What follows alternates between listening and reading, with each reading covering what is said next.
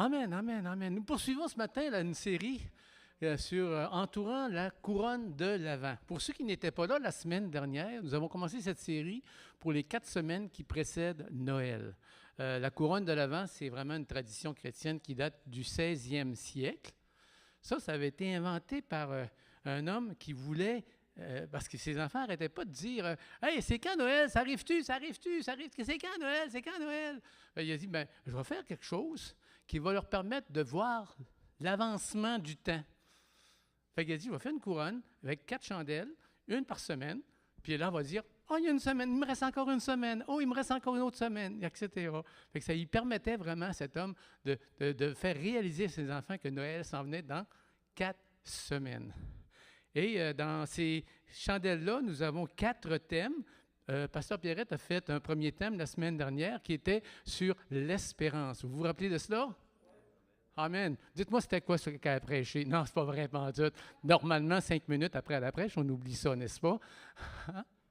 OK. Fait que cette semaine, mon partage va porter sur le deuxième thème qui est associé à la deuxième chandelle. C'est sur l'humanité et l'humilité de Jésus. L'humanité et l'humilité de Jésus. C'est dur de dire les deux, un à l'arrière de l'autre. Amen. On va commencer par lire la parole de Dieu. Luc 2, versets 1 à 7. Et qui sont bons. Hey, on remercie les gens à la technique. Ce sont vraiment des gens extraordinaires là, qui sont affûtés, rapides. Merci beaucoup, votre gentillesse.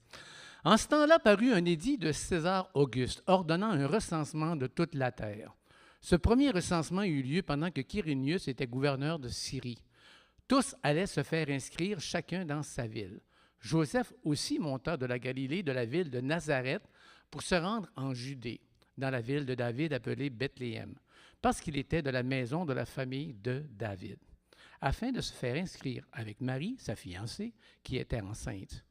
Pendant qu'ils étaient là, le temps où Marie devait accoucher arriva. Elle enfanta son fils premier-né, elle l'emmaillota et le coucha dans une crèche parce qu'il n'y avait pas de place pour eux dans l'hôtellerie. Père Céleste, on te rend grâce pour ta parole. On te remercie, Seigneur Dieu, pour ce temps particulier, précieux, où tu veux révéler à nos cœurs ton cœur à toi, Seigneur. Montre-nous, Seigneur, montre-nous des choses concernant l'humanité, l'humilité de Jésus et que ça puisse nous inspirer dans notre propre vie. Merci, notre Roi. Amen. Avant de parler d'humanité et d'humilité de Jésus, j'aimerais juste faire une parenthèse sur la souveraineté de Dieu par rapport à toute cette histoire-là. Amen. En Michée 5.1, il y a fort longtemps de cela, il y a une prophétie qui avait été faite. Il disait « Et toi, Bethléem Ephrata, petite entre les milliers de Juda, de toi sortira pour moi celui qui dominera sur Israël et dont l'origine remonte au temps ancien, au jour de l'éternité. » Amen. Le roi des rois devait naître à Bethléem, mais problème, les parents restaient à Nazareth. Comment faire? Seigneur, comment faire pour qu'il soit à Bethléem pour rencontrer la prophétie qui avait été dite? Comment faire? Fait que pour que Jésus naisse à Bethléem selon la prophétie, il fallait que Dieu l'y amène. Fait qu'il a dit, bon, on ne fera pas les choses à moitié. On va faire un recensement sur toute la population au complet. Puis comme dans les traditions juives, il fallait se faire recenser dans la ville où nos aïeux étaient nés, fait que les autres, leurs aïeux étaient nés à Bethléem, il fallait qu'ils fassent un voyage de 100 kilomètres pour se rendre jusqu'à Bethléem. La souveraineté de Dieu qui trouve le moyen d'amener Jésus à naître selon la prophétie à Bethléem. Hey, wow! C'est certain que Marie et Joseph ne devaient pas réaliser que, oh wow, Dieu est en contrôle. Ils devaient dire, oh, les Romains qui nous obligent à se faire un voyage de 100 kilomètres. Hey, je suis enceinte, moi là, j'ai une grosse bedaine. Ça ne me tente pas de voyager, moi là. Même en voiture, ça ne nous tenterait pas de faire 100 kilomètres, n'est-ce pas? Mais l'histoire de la naissance de Jésus nous montre que Dieu a le sens du détail. a vraiment le sens du détail. Il les amène à Bethléem. En Jean 6, 51, qu'est-ce qu'on dit de Jésus?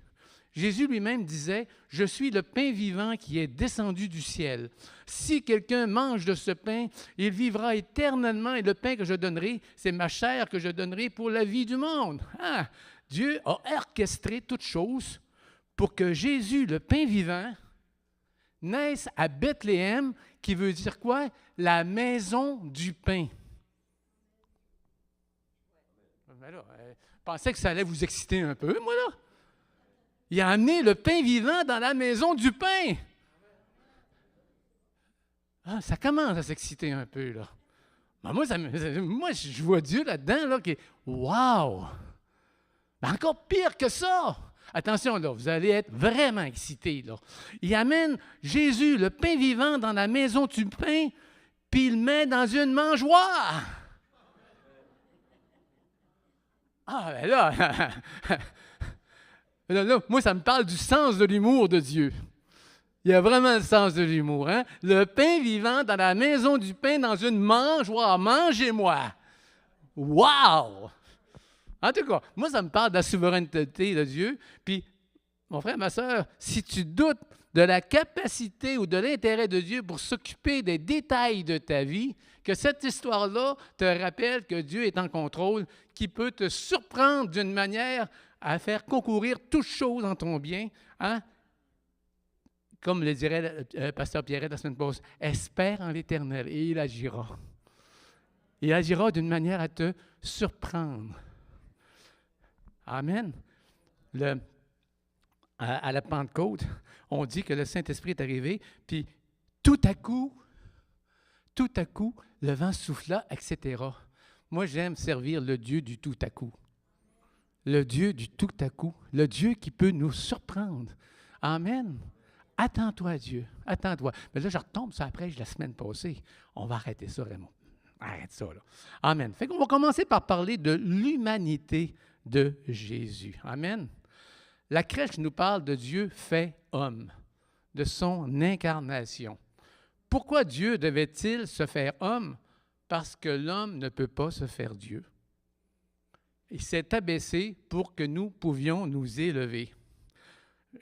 Imaginez que je veux m'approcher d'un petit groupe d'oiseaux là, qui font cuit-cuit là, quelque part.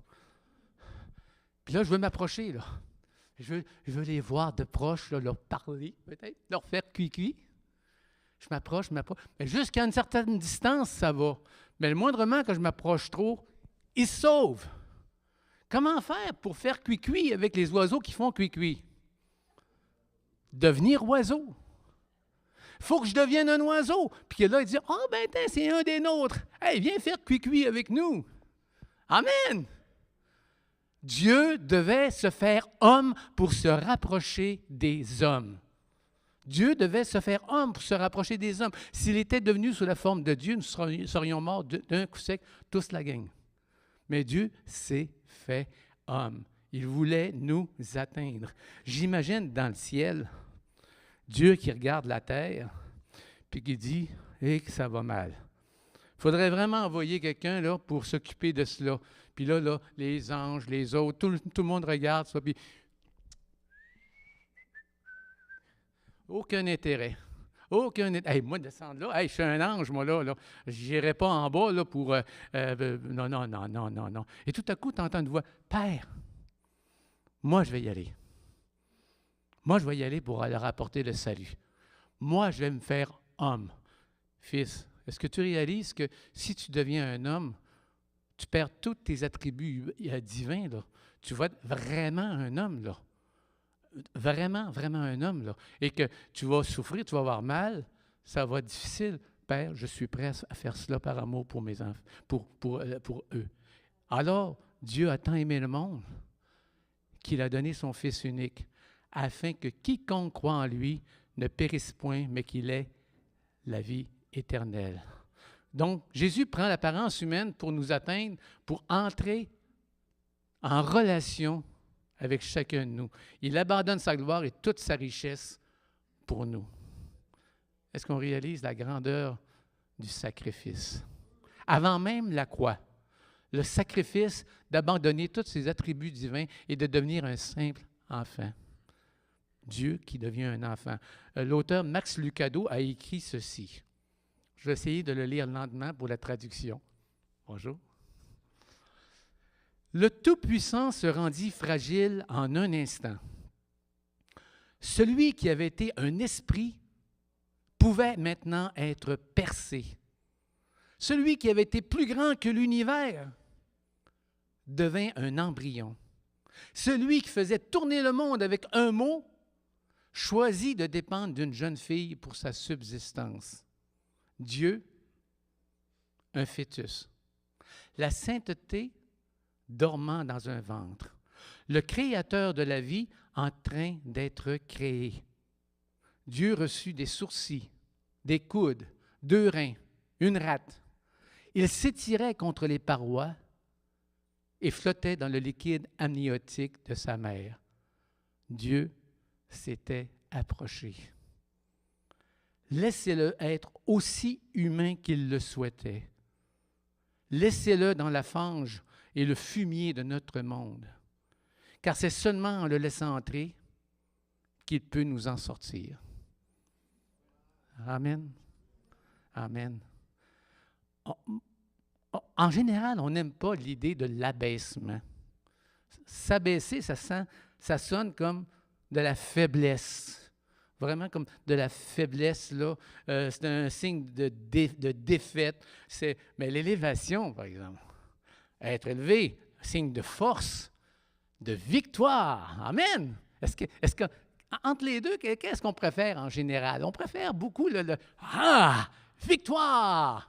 Amen. On chante d'ailleurs, on aime chanter ça. Je vais vous chanter un petit chant, j'aime ça chanter, moi. Nous voulons voir Jésus élevé, sa gloire une bannière proclamée, afin que tous voient la vérité, qu'il est la voie vers l'éternité. Nous voulons voir Jésus élevé. Et ça sonne victoire, ça. Hein? Ça sonne victoire. On aime ça. Mais si on chantait à la place, je recommence le chant.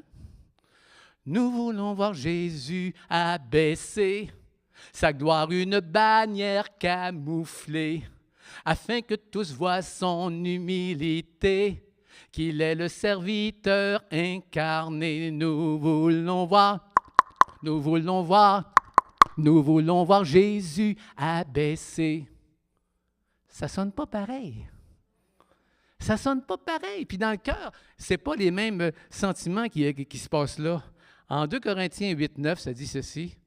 Car vous connaissez la grâce de notre Seigneur Jésus-Christ, qui pour vous s'est fait pauvre, de riche qu'il était, afin que par sa pauvreté, vous fussiez enrichis.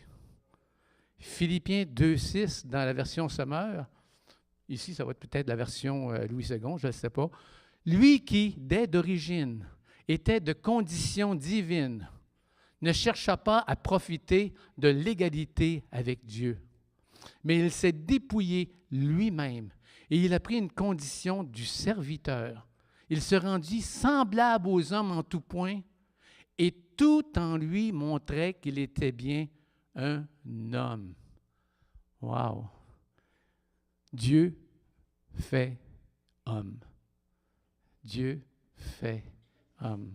Avant même la croix, ça me parle de l'amour de Dieu, prêt à tout abandonner, à s'appauvrir pour nous enrichir. Puis moi, le fait que Dieu est homme m'inspire sur 2 aspects particulièrement. Jésus a vécu une vie d'homme sans péché, une vie qui honore Dieu.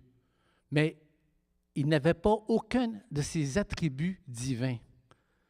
Et donc, comment a-t-il pu réussir une telle chose? Il était rempli du Saint-Esprit. Hein? L'Esprit est venu sur lui et c'est par la puissance du Saint-Esprit que Jésus a vécu sa vie sur terre. Amen. Puis moi, ça m'encourage dans ma faiblesse. j'espère que ça vous encourage dans votre faiblesse, parce que j'ai moi-même le Saint-Esprit qui animait le Seigneur fait homme. Vous avez le même Saint-Esprit qui animait le Seigneur fait homme. Et vous avez la capacité de devenir victorieux parce que c'est le même Saint-Esprit qui a rendu Jésus-Christ victorieux. Amen. Puis moi, ça m'inspire. Je me dit, wow, c'est possible, c'est possible. Il peut me rendre plus que vainqueur dans mes combats. Il peut faire en sorte que ma vie honore Dieu, que je sois comme une louange pour le grand roi. Vous pouvez être une louange pour votre grand roi, parce que votre vie peut refléter vraiment le désir du cœur de Dieu pour vous. Amen. Rempli du Saint-Esprit. Rempli du Saint-Esprit qui vous rend capable de combattre, d'être ce que Dieu désire que vous soyez. Bon, j'en conviens avec vous, je n'ai pas actuellement une vie totalement sans péché telle que Jésus l'a vécu sur terre. Je ne suis pas tout à fait parfaite. Si je demande qu'on me dise Amen là-dessus, il y a une voix qui va venir se lever tout de suite en devant qui va dire Amen, c'est vrai. Hein? Je ne suis pas encore parfait. Je sais que ça vous surprend, là. Mais ce que Jésus a été sur terre en tant qu'homme éveille en moi le désir puis la possibilité d'être une meilleure version de moi-même. Amen. Amen. On peut devenir, on peut aspirer parce que l'on voit de la sainteté de Dieu, de la sainteté de Christ fait homme, rempli du Saint-Esprit. On peut aspirer à progresser dans notre vie avec Christ. Comme Jésus, je suis et vous êtes des personnes en qui l'Esprit de Dieu habite. Et par sa force toute puissante, on peut être victorieux en toutes choses. Amen. Fait que son esprit, son humanité m'inspire, mais ça m'aide aussi quand je prie. Hein? Comment est-ce que l'humanité de Christ peut m'inspirer dans la prière? Hébreux 4, verset 14. Ainsi, puisque nous avons un grand souverain sacrificateur qui a traversé les cieux, Jésus, le Fils de Dieu, demeurons fermes dans la foi que nous professons, car nous n'avons pas un souverain sacrificateur qui ne puisse compatir à nos faiblesses. Au contraire, il a été tenté comme nous en toutes choses, sans commettre de péché.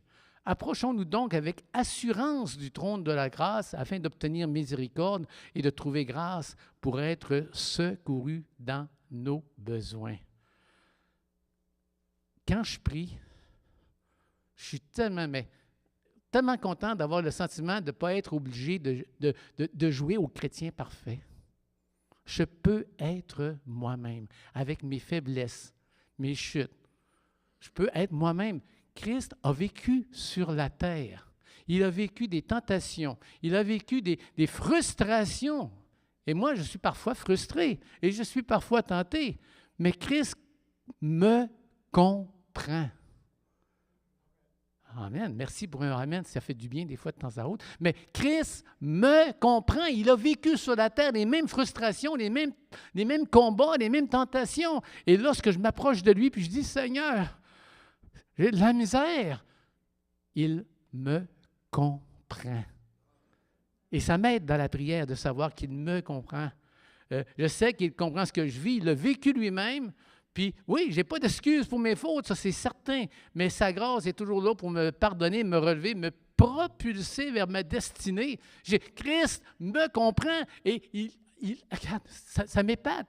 On parle souvent, est-ce que vous avez déjà entendu parler qu'on doit avoir foi en Dieu, vous? Hey, êtes-vous là ce matin?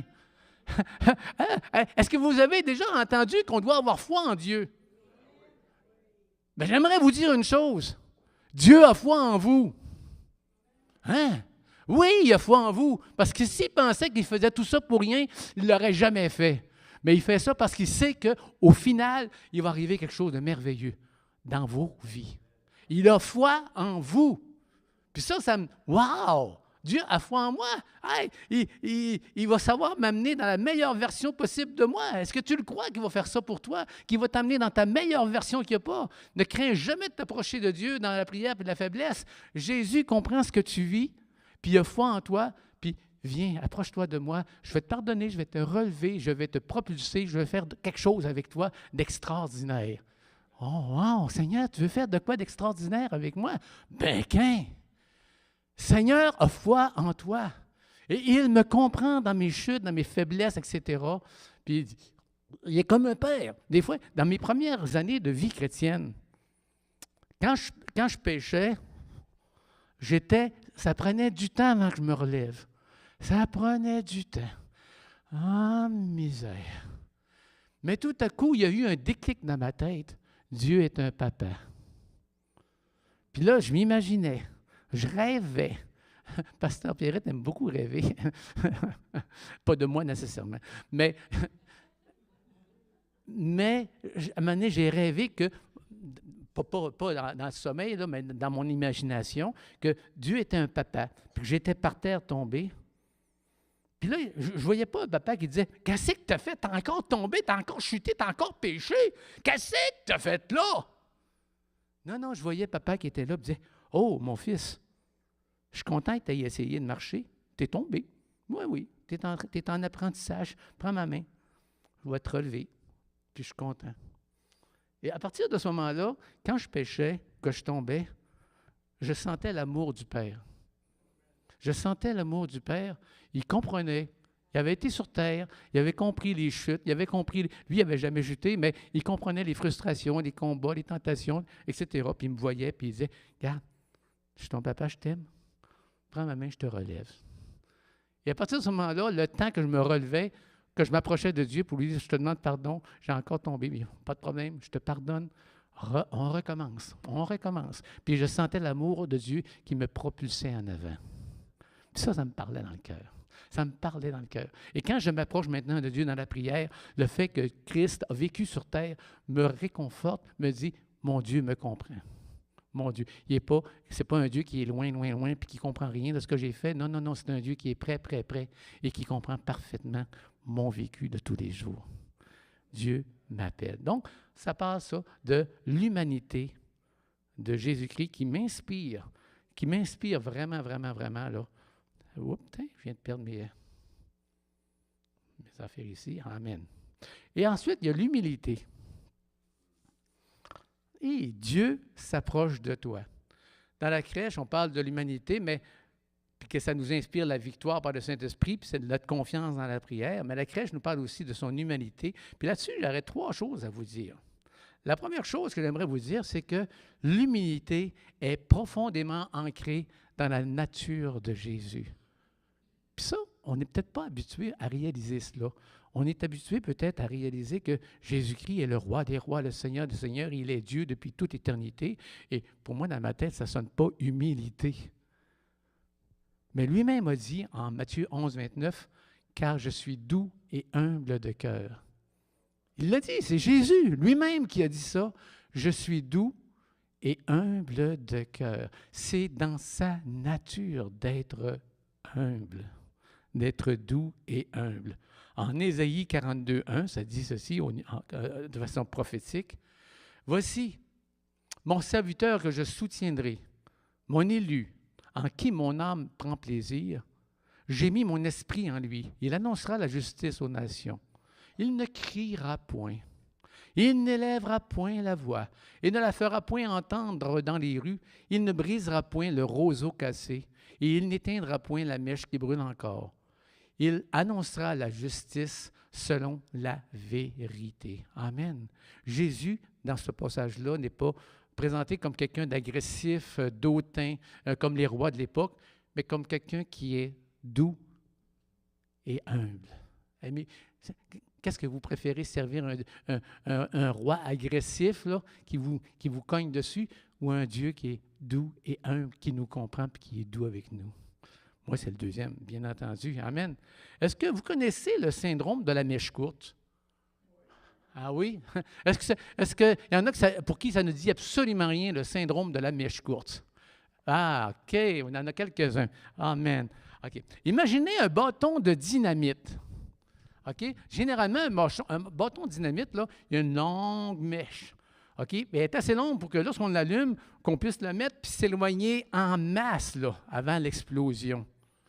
Mais lorsque la mèche est très, très, très, très, très courte, tu l'allumes, puis oups, une explosion arrive vite, vite, vite. Danger, danger, danger, danger, danger. Il y a des personnes qui réagissent instantanément à toute provocation. Amen. Ou même à la moindre contrariété qui vient des gens ou des circonstances. Il arrive quelque chose, puis le syndrome de la mèche courte. Hein? Le syndrome de la mèche courte. Amen, amen. Si jamais cela vous arrive parfois, OK? Par amour pour vous, je vais prier pour vous. Amen. Je vais demander, Saint-Esprit, chuchote à son oreille lorsqu'elle explose rapidement, chuchote à son oreille. Syndrome de la mèche courte. Hein? Voulez-vous que je prie ça pour vous? Voulez-vous que lorsque vous allez exploser rapidement, que je prie que le Saint-Esprit vous chuchote cela? Hé, André, syndrome de la mèche courte. Puis pas genre, hey, syndrome de la mèche courte, là. Non, non, une voix douce du Saint-Esprit, là. Très douce du Saint-Esprit, plein d'amour. Puis qui te reprend. Oh, oh, syndrome de la mèche courte. Oh, oh, oh! Comprenez-vous ce que je veux dire? Le Saint-Esprit parle à nos cœurs. Puis lorsqu'on n'est pas dans la douceur et l'humilité, il peut nous parler avec douceur et dire, oh, attends un peu, là. On est ailleurs que là où je veux t'amener, mon frère, ma sœur. Hein? Syndrome de la mèche courte. Amen, amen. Alors, Seigneur Dieu, je te permets, moi, pour les autres, c'est ce que vous voudrez, mais faites la prière que vous voulez, mais moi, Saint-Esprit, si je m'emballe trop rapidement lorsqu'on me parle, ou quand il y a des circonstances adverses, Saint-Esprit, je te donne la permission de ramener mon cœur dans l'humilité et dans la douceur et l'humilité. Je te prie, Seigneur, de simplement me dire, oh, Raymond, syndrome de la mèche courte, mon Raymond? Alors, je te permets de me le dire.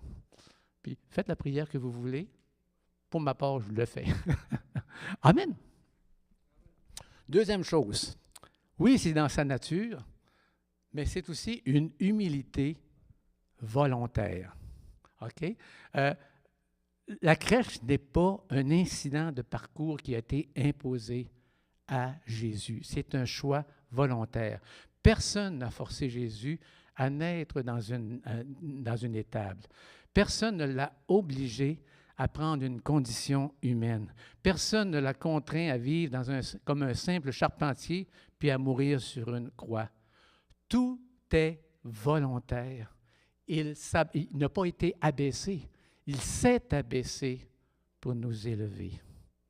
Il s'est abaissé pour nous élever. Et le point que je voudrais apporter par rapport à cela, le fait qu'il n'a pas été abaissé, mais qu'il s'est abaissé pour nous élever, nous appelle à nous abaisser pour élever les autres autour de nous. C'est un choix. Amen. C'est un choix. Je veux choisir de m'abaisser pour vous élever. Pensez à ceux qui sont autour de vous, là, puis dites, « Hey, je vais arrêter d'être fait mon petit orgueilleux, mon petit Joe connaissant, puis de reprendre tout le monde à droite puis à gauche. » Ça, ce n'est pas de l'humilité, c'est de l'orgueil. Mais si je reprends tout le monde à droite et à gauche, vous n'êtes pas en train de vous abaisser, vous êtes en train d'abaisser les autres. Alors Dieu veut quoi? Je veux m'abaisser pour élever les autres. Leur dire, « Wow, c'est bon ce que tu fais. » Tu n'es peut-être pas convaincu à 100%, mais au moins retiens ce qui est bon dans ce que la personne a fait. Amen. Amen. Qu'on élève, qu'on s'élève mutuellement, qu'on se bénisse mutuellement. Ça, c'est l'esprit d'humilité et de douceur de Christ en nous. Amen. Mais c'est un choix.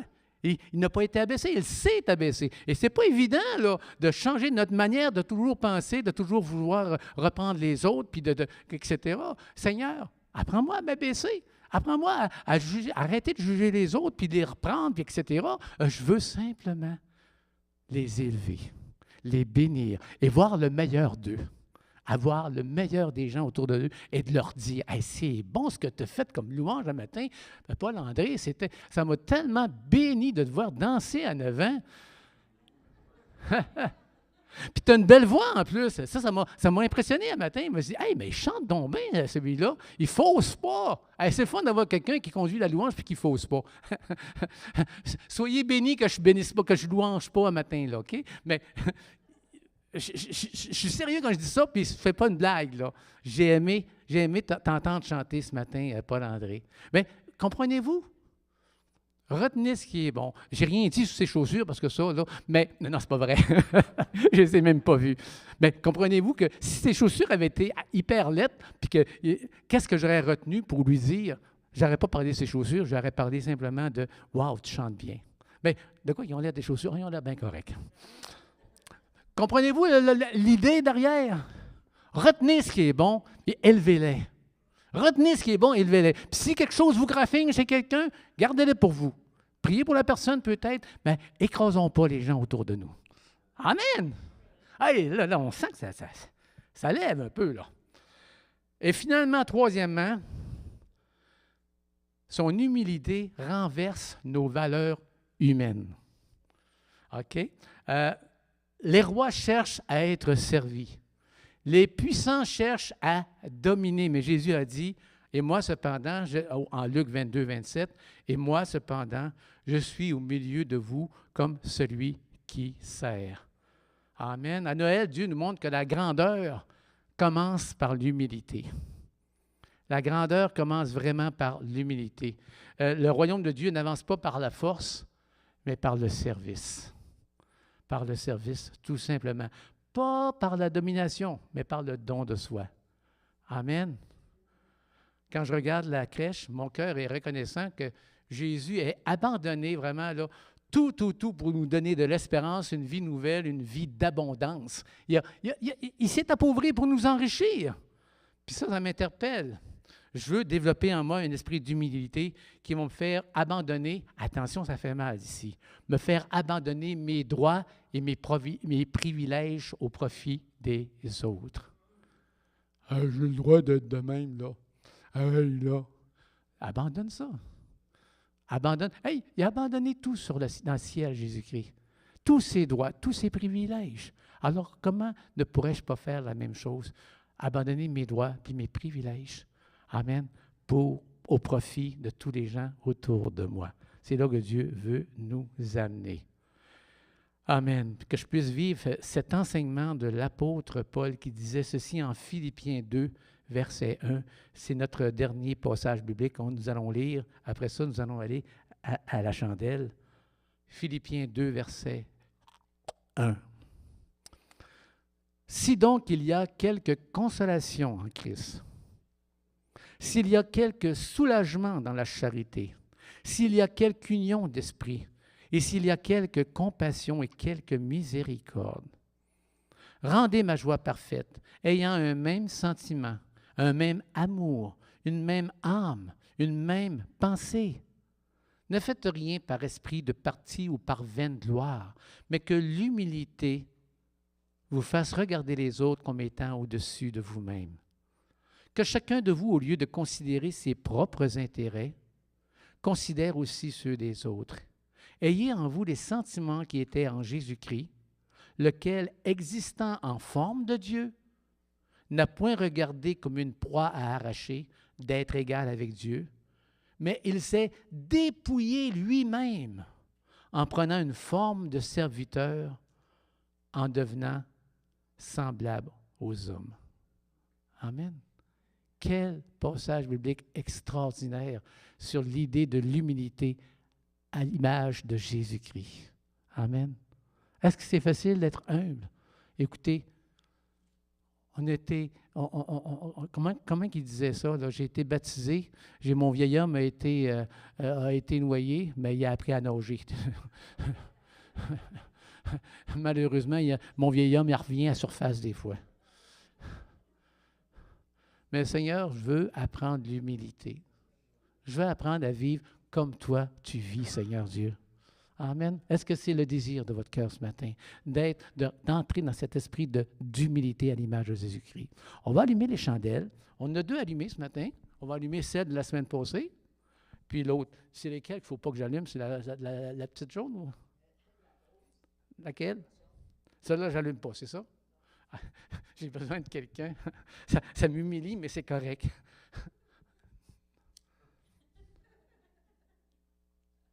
Et voilà pour l'espérance.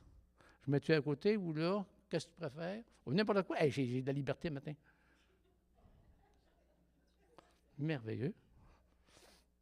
Merveilleux. Espérance, humanité et humilité. Amen. Amen, amen. Seigneur, on veut voir vraiment. On veut voir Jésus dans tout son abaissement, qu'un esprit d'humilité et de service garde nos cœurs. Et j'aimerais vous proposer quelque chose d'un peu spécial ce matin. Quelque chose qu'on ne fait à peu près jamais.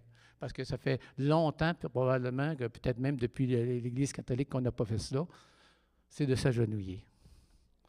S'agenouiller en signe d'humilité, puis Seigneur, je veux être humble devant toi. Ça peut être en avant ici, ça peut être à votre place, puis c'est volontaire, vous n'êtes pas obligé de le faire, mais qu'on puisse vraiment simplement s'humilier, puis dire, Seigneur Dieu, je reconnais que je dois laisser tomber mon orgueil, et je reconnais la grandeur de ton nom. Je reconnais ta grandeur, que je ne suis rien sans toi, Seigneur Dieu, que je puisse diminuer afin que les autres puissent grandir. Amen. Est-ce qu'on fait ça ce matin? Sentez-vous très à l'aise. Moi, je le fais ici, mais sentez-vous à l'aise de le faire là où vous le voulez. Ça peut être en avant, ça peut être à vos places. Amen. Alléluia, Éternel, notre